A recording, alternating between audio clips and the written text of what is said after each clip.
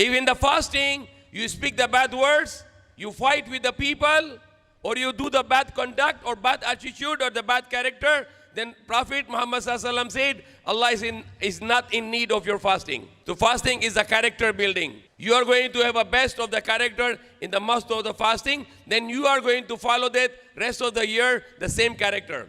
As the Prophet Muhammad ﷺ said, if the person doesn't change his attitude in month of Ramadan, then Allah is not in need of your hunger, and Allah is not in need of your thirst. Allah is making us hungry and thirsty to make us a good human being. But even though you are hungry and thirsty in month of Ramadan, and you still speak the bad words to people, fight with the people, backbiting to people, jealous to people, hurting people, keeping hatred in your heart, then Allah is not in need of your fasting.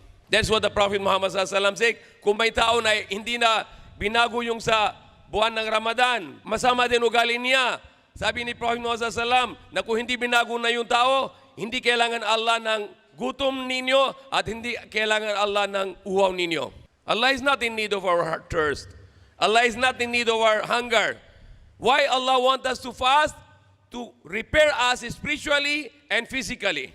Allah said in the Quran, Sumu huwa khairul lakum. Fast, it is better for you.